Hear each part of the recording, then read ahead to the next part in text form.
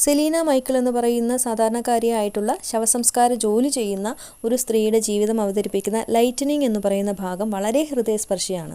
കൊച്ചിയിൽ ഏകദേശം 10 വർഷത്തോളം ആയിട്ട് ശവസംസ്കാര ജോലി ചെയ്യുന്ന ഒരു സ്ത്രീയാണ് സെലീന മൈക്കിൾ. ഒരു ചൂട്ട് കത്തിച്ചുകൊണ്ടാണ് ഈ ഭാഗം തുടങ്ങുന്നത്. ഇന്ന് വരെയുള്ള തൻ്റെ ജീവിതത്തിൽ ഏകദേശം 3000-ഓളം ശവശരീരങ്ങൾ ദഹിപ്പിച്ചിട്ടുണ്ടെന്ന് അവർ പറയുന്നുണ്ട്.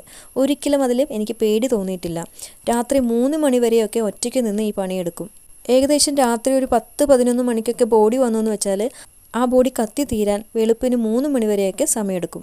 ഒരിക്കലും പേടിയില്ല. ഇവരെ ഈ തൊഴിലിലേക്ക് നയിച്ചതെന്ന് പറയുന്നത് തൻ്റെ ജീവിത സാഹചര്യങ്ങൾ തന്നെയാണ്. കല്യാണം കഴിഞ്ഞ് ഏകദേശം 5 ദിവസത്തിനുള്ളിൽ ഭർത്താവ് അടി തുടങ്ങി. ഭർത്താവാണെങ്കിൽ ഒട്ടും പണിക്ക് പോവില്ല. പണിക്ക് പോകാൻ നല്ല മടിയുള്ള ആളാണ്. എപ്പോഴും കുടിക്കാൻ കാശ് ഇവർ കൊടുത്തുകൊണ്ടേയിരിക്കണം.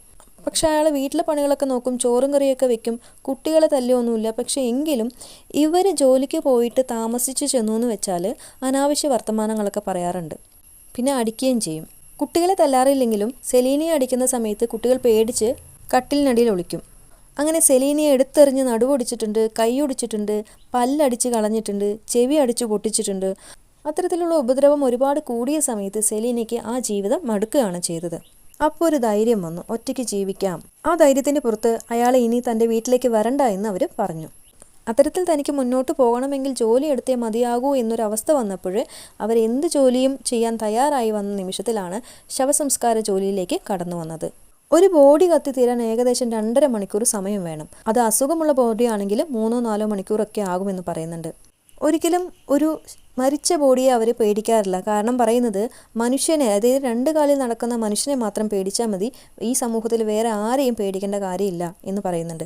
തനിക്ക് ഏറ്റവും കൂടുതൽ പേടി തൻ്റെ ഭർത്താവിനെയാണ്, ഒരിക്കലും മരിച്ച ശവത്തെയല്ല എന്ന് അവർ പറഞ്ഞു വെക്കുന്നുണ്ട്. അപ്പോൾ അത്രത്തോളം ഉപദ്രവം അദ്ദേഹത്തിൽ നിന്ന് അവർക്കുണ്ടായിട്ടുണ്ട്. തൻ്റെ ഭർത്താവിനെ വെച്ച് നോക്കുന്ന സമയത്ത് ഈ മരിച്ചു കിടക്കുന്ന ശവങ്ങളൊക്കെ വെറും നിസ്സാരമാണ്, എനിക്ക് ഒട്ടും പേടിയില്ല എന്ന് പറയുന്നുണ്ട്. പിന്നെ തന്നെ കുറച്ച് അനുഭവങ്ങൾ പറയുന്നുണ്ട്. ചില ബോഡികളൊക്കെ കത്തി വീർക്കുന്ന സമയത്ത് വെള്ളം ചീറ്റി പൊട്ടിത്തെറിക്കും അത്രേ. ഓടി മാറിയില്ലെങ്കിൽ അത് പൊട്ടി നമ്മുടെ മേത്താവും. അത് പൊറുക്കാൻ കുറേയധികം സമയമെടുക്കുമെന്നും പറയുന്നുണ്ട്. ചില ബോഡിയാണെങ്കിലോ ഇങ്ങനെ ചിലപ്പോൾ പൊങ്ങി അങ്ങോട്ട് വരും. അത് കിടന്ന് കത്തില്ല, നിവർന്ന് നിന്നേ അത് കത്തിപ്പോവുള്ളൂ. ഒരാൾ കസേരയിൽ ഇരുന്നാൽ എങ്ങനെയാണോ അതുപോലെയായിരിക്കും ഒരു ബോഡി നിന്ന് കത്തുക. ആ സമയത്തൊക്കെ വിറകൊക്കെ അകറ്റി മാറ്റി കൊടുക്കണം. അരമണിക്കൂർ കൂടുന്ന സമയത്ത് വിറകിട്ട് ബോഡി അനക്കിയൊക്കെ കൊടുക്കേണ്ടി വരും. ചില ദിവസം ബോഡികൾ കൂടുതലായിട്ട് വരും. ആദ്യം കാണുമ്പോൾ വിഷമമായിരുന്നു, ഫുഡ് കഴിക്കുമ്പോൾ പ്രശ്നമായിരുന്നു. ഇപ്പോൾ അത്തരത്തിലുള്ള പ്രശ്നങ്ങളൊന്നുമില്ല.